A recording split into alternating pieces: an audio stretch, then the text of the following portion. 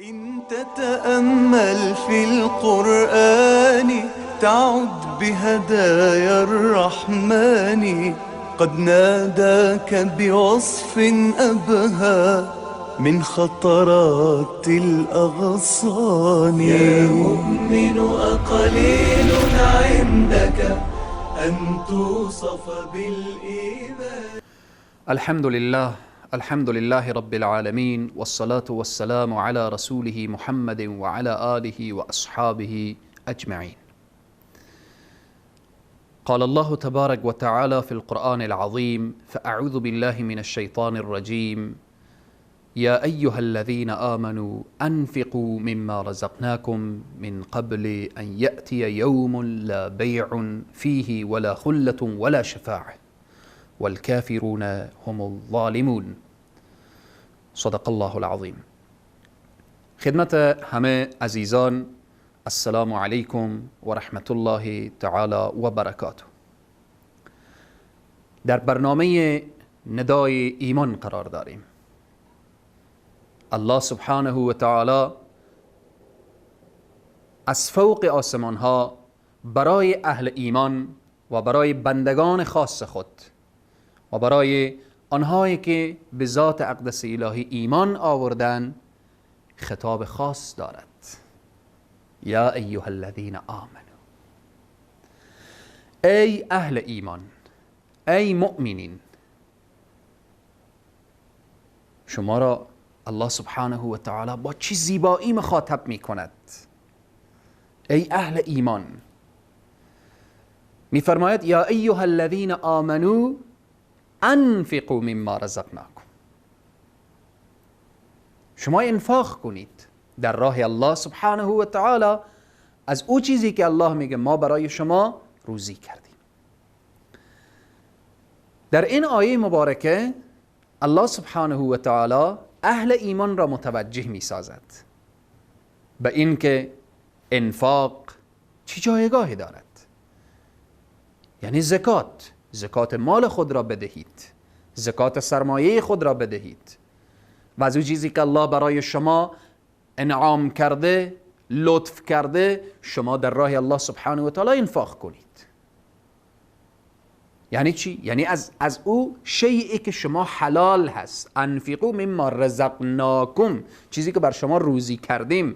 روزی طبیعتا الله دستور داد که شما وقتی دنبال کار میریم، معامله میریم، باید از طریق حلال به دست بیاوریم. در ابتدا وقتی اهل ایمان را الله سبحانه و تعالی مخاطب میکنه میگه شما انفاق کنید مما رزقناکم.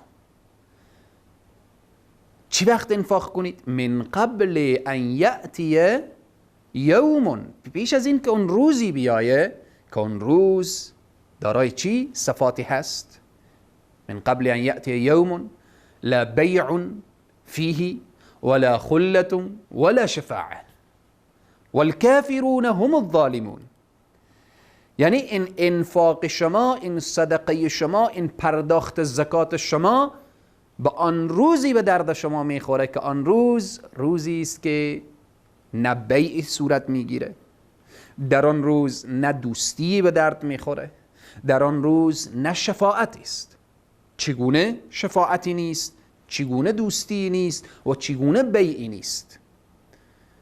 علما، بزرگان، مفسرین اشاره میکنن که در آن روزی که یعنی روز قیامت گفته شده ان یأتی یوم لا بیع فیه، در اون روز خرید و فروش نیست. نمیشود یک سرمایه‌دار بیایه برای خود اجر و پاداش و ثواب بخره. همین دنیا داره که ما باید تلاش کرد تا سرمایه در آخرت در دست داشته باشیم که ما را به سرمنزل مقصود برسانه. روز قیامت روز خرید نیست، روز فروش نیست که یک نفر بیایه بگه من گناهان خود را می فروشم یا اجر و ثوابی که دارم می فروشم و بالاخره جای معامله و بیع و شراء و اینها نیست. حتی در آیه دیگر گفته شده که اگر کفار در آن روز ملء الارض ذهبا ولو افتدی به، اولئک لهم عذاب علیم و ما لهم من ناصرین. در آن روز اگر به اندازه پوری زمین هم کفار طلا داشته باشند و تقدیم بکنن، هیچ حامی و پشتیبانی برای آنها پیدا نمی شود. پس چیزی که به درد میخوره، الله سبحانه و تعالی در اینجا میگه ای اهل ایمان، انفاق شماست، صدقه شماست، این زکاتی که شما میپردازید این به درد شما میخوره. من قبل ان یأتی یوم لا بیع فیه ولا خله. در روز قیامت روزیه که در تحت این آیه که اهل ایمان مخاطب میکنه میگه ولا خله، دوستی هم نیست. چگونه دوستی؟ یعنی در روز قیامت برای کفار و مشرکین هیچ دوستی پیدا نمی شود. دوستی هایی که به خاطر دنیا باشه، دوستی هایی که به خاطر قدرت باشه، دوستی هایی که به خاطر هوا و هوس باشه، دوستی هایی که خلاصه در از للهیت نباشه، این دوستی ها در صحرای محشر به درد نمی خورد. گفته شده آیه دیگر یا ویلتا یا ویلتا لیتنی لم اتخذ فلانا خلیلا.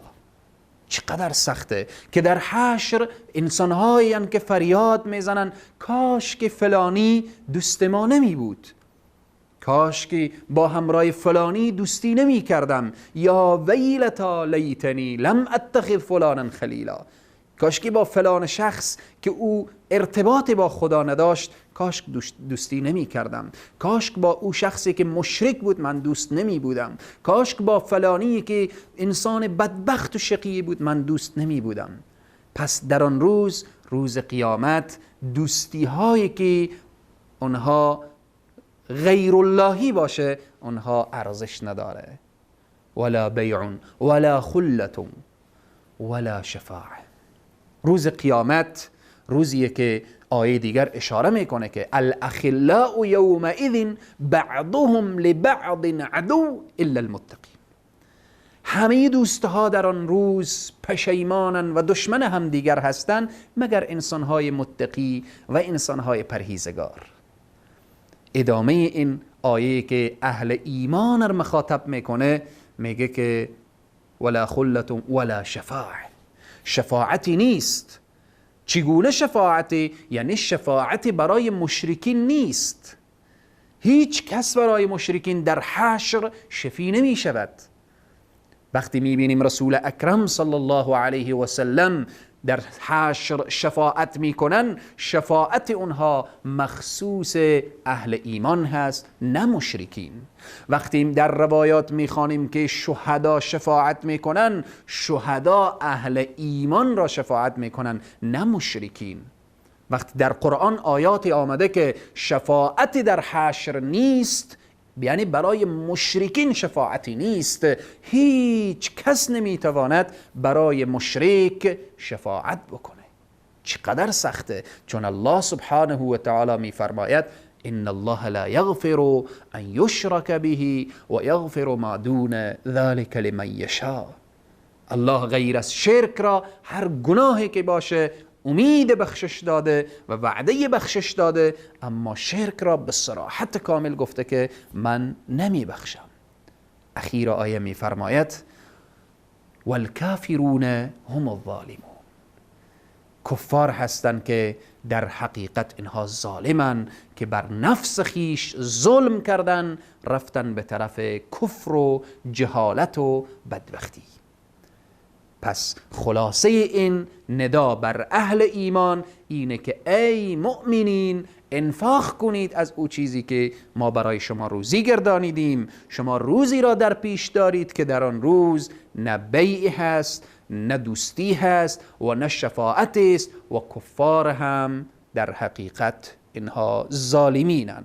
خدای تبارک و تعالی ما را توفیق بده که در راه الله سبحانه و تعالی و برای نجات از عذاب آخرت خالصانه و مخلصانه انفاق داشته باشیم. موفق و پیروز و سرفراز و سربلند باشیم. و السلام علیکم و رحمت الله تعالی و برکاته. تتأمل في القرآن تعد بهدايا الرحمن قد ناداك بوصف أبهى من خطرات الأغصان. يا مؤمن أقليل عندك أن توصف بالإيمان.